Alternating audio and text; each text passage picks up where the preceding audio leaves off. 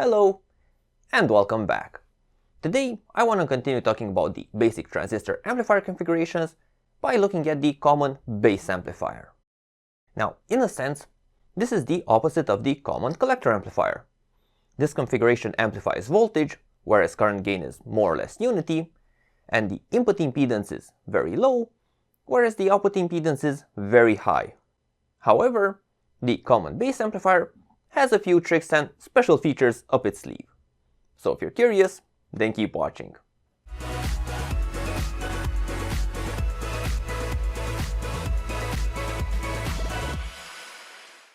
So the common base amplifier is built by keeping the base of the transistor at a fixed potential. This is mainly done in two ways. Either by using both a positive and a negative supply and connecting the base to ground, or more commonly, when using a single power supply, driving the base from a resistor divider, which is AC stabilized by the use of a capacitor. With the second approach, because of the low AC impedance of the capacitor, the base is virtually at a fixed voltage potential. Now, to better understand how this circuit works, let's try to design one. First step is to impose some restrictions and performance targets.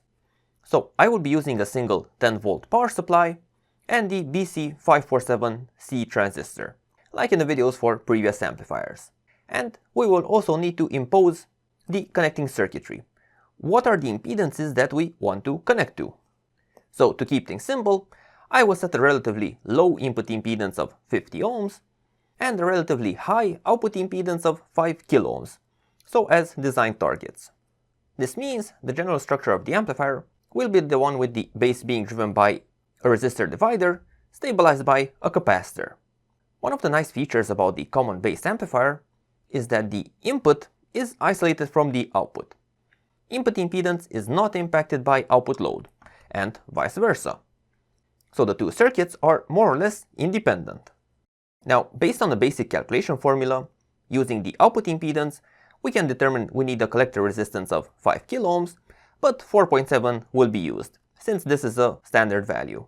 And based on the input impedance, we can determine the target emitter current, which is quite small, so 520 microamps. This is good from a current consumption point of view, but it's not that great from a noise immunity point of view. The smaller the currents, the more sensitive the circuit will be to external perturbations. For the final emitter resistor, we want it to be large in comparison to the internal emitter resistor, but we also want to have a large voltage drop on it to ensure stability for the operating point. So I will be going with 2 kilo ohms for now. Let's now focus on the expected performance of this amplifier, namely its voltage gain. If you consider the voltage present at the amplifier input, the gain is calculated based on the internal emitter resistor and the collector load. So this gives us a value of about 48. However, if we consider the signal source voltage, this will first get attenuated based on the divider formed between the signal source and the amplifier input impedance. In our case, this means approximately half. So the total expected voltage gain, if we consider the signal source voltage, will be more in the neighborhood of 24. Final thoughts involve the transistor operating point. Our collector current is more or less equal to the emitter current, so around 520 microamps, and the collector emitter voltage can be calculated based on the emitter and collector resistances times the collector current.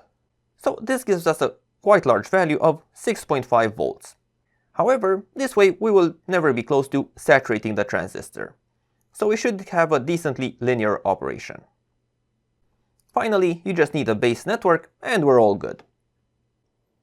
So, time to verify the circuit in the circuit simulator, starting with a transient simulation. So, first things first, we need to verify the DC operating point, and for this we're not really interested in the capacitors, only in the resistors, and for the base circuit I've used some standard resistor values that I had around. So, using these components, we can check our collector current, which is at about 570 microamps, slightly more than the 520 we were aiming for, and the collector emitter voltage is 6.2, so a bit lower than the desired value. But anyway, the circuit is close to what we were hoping for. Next, we can move to some test signals. For this, I'm injecting an input sine wave at 10 kHz through a 50 ohm signal source, and I'm varying the amplitude between various values, so starting with 1 mV up to 50 mV. And then on the output side, I have a 5 kΩ load, as we used in our calculations. So first thing we can observe is that the output voltage is in phase with the input voltage, and we also have a clear voltage gain. So our largest input voltage is at around plus minus 30 mV, whereas our output voltage is at about plus minus 1 volt. We can also have a look at the currents, so the current running through the input source and the current running through the output load, and we can see that the output current is clearly smaller than the input current. Reason for this being is that the input current partly drives the emitter resistor, partly drives the transistor base, and then whatever comes out through the collector of the transistor ends up splitting halfway through the collector resistor and then the output load. So for this particular circuit implementation, the output current is less than half of the input current. Final thought to observe is that the circuit will have somewhat of a limited output voltage swing. The higher the swing, the more distorted. So you can see this green trace having a clear distortion on the upper end compared to the lower end. Now, the maximum swing of this type of amplifier will be limited by the static voltage to which the output capacitor is charged. And then the rest of the supply voltage ends up being divided between the collector resistor and the output load. So if we try some much larger input signals, we can clearly see this output voltage swing limitation in action. If we now move on to see the actual gain values, we can do this using an AC simulation. So I'm running a simulation from 1 kHz up to 1 GHz. So we can observe the voltage gain by dividing the output voltage to the input voltage, and this gives us a value of about 62. So at relatively low frequencies, it's stable at 62 and then it drops. However, if we take the voltage at the signal source reference, so before its internal resistance, we get a slightly lower value of about 27. So this is because of the signal attenuation based on the input impedance and the signal source impedance. If we move on to current gain, so dividing the source and load currents, we can see we have slightly less than half, so about 0.47, and this is mainly because of the way in which the input current gets split through the various components. Finally, if we combine everything into a power gain, and let's just have a look at this graph by itself, we can see that we are going through unity power gain, so 0 dB, at around 143 MHz. Now, using the transistor in common base configuration usually allows using it at very high frequencies. So we can improve on our amplifier's response by tweaking it a bit. Specifically, the static current at which it's being used. This will result in a change of input impedance, which can cause other problems, but sometimes this is worth the benefits. Now, if we have a look in the Fairchild BC547 transistor datasheet, we'll see that we can find a graph regarding the current gain bandwidth product, so the frequency at which the current gain of the transistor passes through unity, based on the collector current. So at our use case of about 500 microamps, this transition frequency is occurring at around 80 MHz. However, the transistor's current gain coupled with the voltage gain of the amplifier gives us a total power gain unity at 150 MHz. So we can get useful gain out of the amplifier even above the transition frequency point. Point being that if we would take our transistor to higher current levels, we will be able to get current gain out of the transistor at higher frequencies, and thus move the power gain of the complete amplifier to even higher values.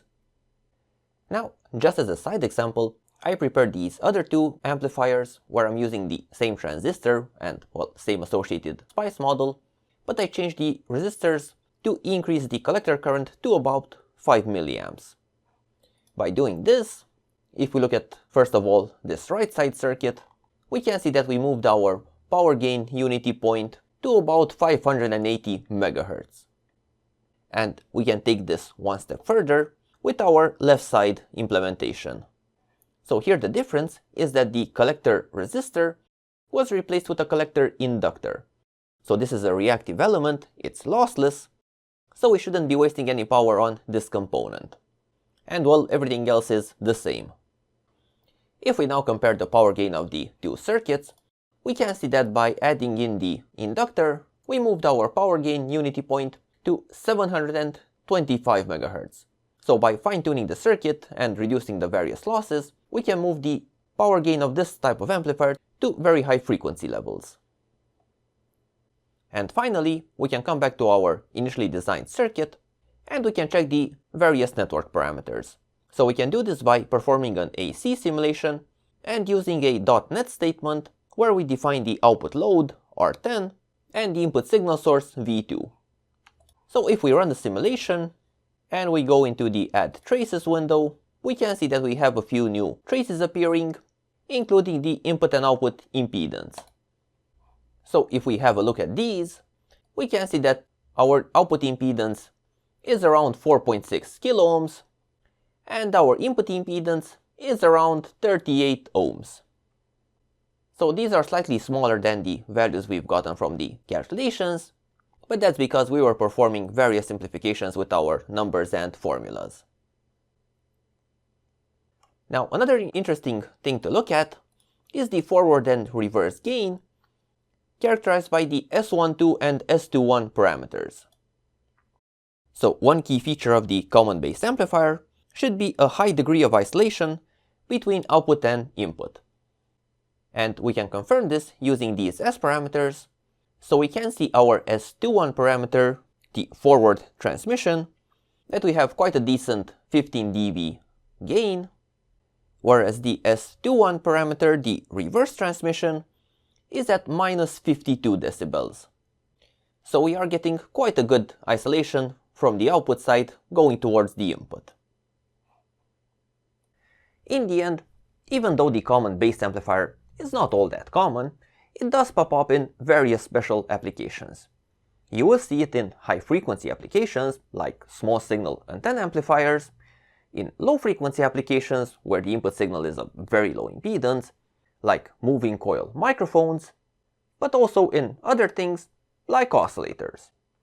Depending on the use case, whenever low input impedances and high output impedances are present, and at the same time high degrees of isolation between circuit stages is needed, the common base amplifier offers a simple solution. And next time, we will be building and testing out such a circuit. But for now, hope you got some useful information after this. Leave your thoughts in the comments. Thank you for watching. Make sure to subscribe to be up to date with all my latest videos, and see you next time. Bye bye.